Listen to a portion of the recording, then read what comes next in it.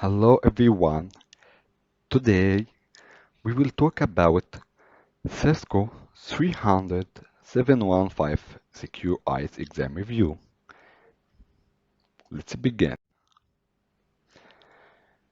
In 591 Lab, it is a top IT training and certification exam brand in many countries like China, Hong Kong, Taiwan, and Singapore. Our mission in 591 Lab is to provide our client with exponential exam preparation experience for many types of certification like Cisco, Huawei, Aruba, Juniper, Palo Alto, and Fortinet. Today, we'll talk about one of Cisco Security CCNP track exam. About our exam, it's for implementing and configuring Cisco Identity Service Engine. This exam testing your knowledge of Cisco Identify Service Engine, including some point and topic like architecture and deployment, policy enforcement, web authentication and the guest services like bring your own device and the guest wireless, also profiler and BYOD, it's bring your own device feature, also endpoint compliance, network access administration. So what is ISE? ISE is Identity Service Engine. It's an NAC solution, network access solution. ISE, it gives you control and policy enforcement. So what ISE can do? When any device connected to your network device or endpoint device, the ISE asking who connect to our environment. It's for authentication, what he can do. It's for authorization, how he will authenticate. It's asking about authentication protocol, wired or wireless or VPN. It also makes some health check in your endpoint and the network devices and scan it for threat and vulnerability. The ISE will provide your environment with many features like visibility in all your environment, network devices, endpoint, like mobile, PC, laptop, and so on. Also for many network devices like wireless access point, switches, router, and will give you full control on all the device. Control like to enforce any policy, to allow access to some resources, and deny access on other resources. This control also will make you can isolate any device from your network if the device can't comply with your policy. Compliance, for example, for antivirus. If the device doesn't have any antivirus, it doesn't achieve your compliance in your network. So the ISE achieve compliance in your resources and your network. Let's begin in many question in ISE exam that will cover this topic and explain it with many diagram. The first question here is asking about different attacks and radius. As we know, there is many type of protocol in ISE. The most common used protocol in authentication is a radius and attacks. So let's see our question. What is the difference between how the radius and the attacks handle encryption? Let's see the explanation of the question. The question asking if user trying to authenticate with Triple-S server, how if we use radius or attacks, how we will encrypt the traffic. For example, the user is logging with Cisco 1 user 1 and password Cisco 123. The router will send username and password to the server, able to use server. And after that, the AAA server will log on OK. And the first option, if we are using radius, the radius is encrypting only the password. So if we have bcap file, the Cisco 123 here will be only encrypted. But on the other hand, the CACS encrypt all packet. All packet here is explanation by username and password. So let's see option and let's see answer. Option A, Radius encrypts the entire packet, where the CACS encrypt only the username and the password. Option B, Radius encrypt only username and password field, where the CACS encrypts the entire packet. Option C, Radius encrypt only password field, where the CACS encrypt entire packet. Option D, Radius encrypt the entire packet, where the CACS only encrypts the password field. Guess the answer. Answer is C. The difference between how Radius and the CACS handle encryption is that Radius encrypt only password, where the CACS encrypt entire packet, including username and password. So the correct answer is C. Let's go to next question. The next question here, a network engineer has recently configured remote branch router to authenticate from centralized Cisco ISE server, and this server is locating behind corporate firewall that using the CACS protocol.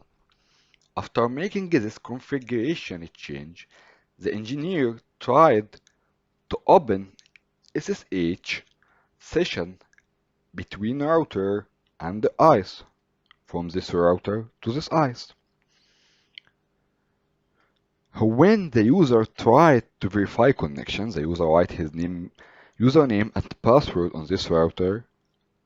It should be a cross between this firewall to ISE, but his failed. So the engineer made some troubleshooting, like open logs on this firewall. He found protocols like SNMP traffic between router and ISE. It was SMB and syslog, but he didn't find any TCACS traffic on this firewall. That means there is no TCACS traffic from this router to ISE. However, he initiated SSH session. So, what is misconfiguration code? Let's explain our topology. We have router on this branch connected to this firewall over WAN, and we have ISE also that connected here.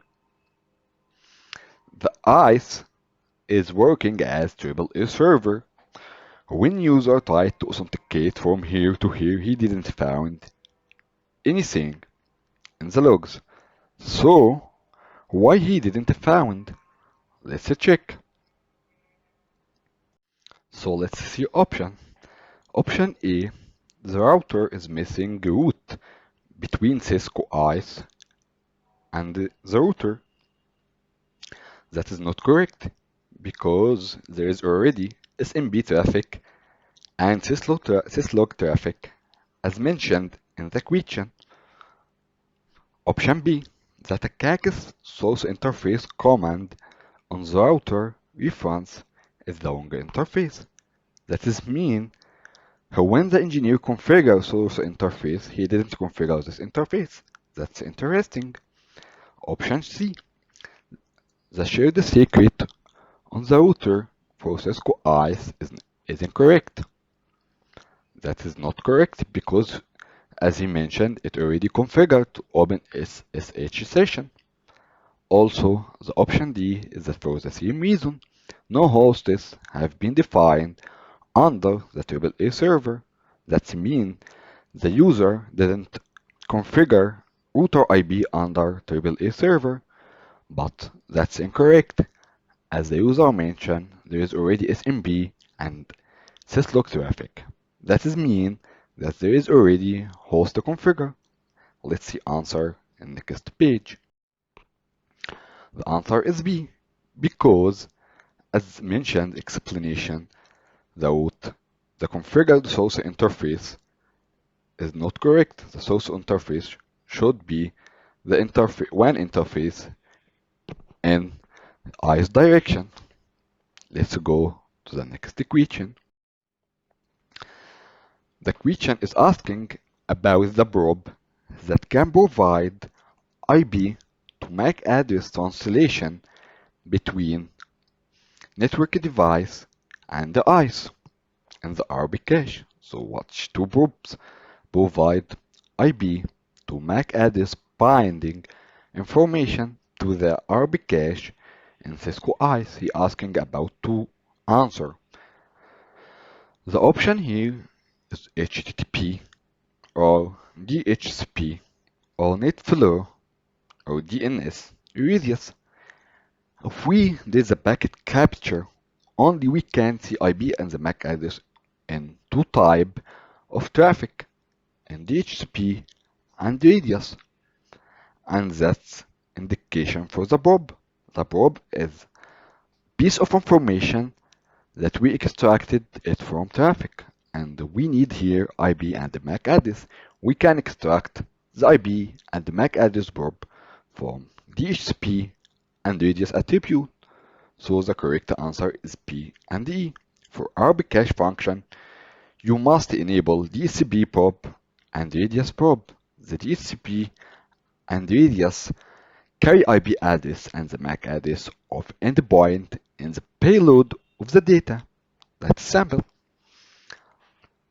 Let's go for the next question. The next question here, we have a scenario that engineer has been asked to use Cisco ISE to restrict network access at Cisco switch port level using .1x authentication. If user fail to authenticate, he should be redirected via access list with redirection and have access redirect via this access list. So, how we can configure ISE to do this task? Let's see. Our scenario that we having this user would like to authenticate on ISE using 802.1x protocol that configured on this switch port, like in step number 1. If this authentication is failure, the user should go the next step for the web access list redirection. The web access list redirection will be occurred and configured via this switch, and the ISE will send this portal that's called web portal when you configure it to receive username and password. So let's see options that accomplish this task.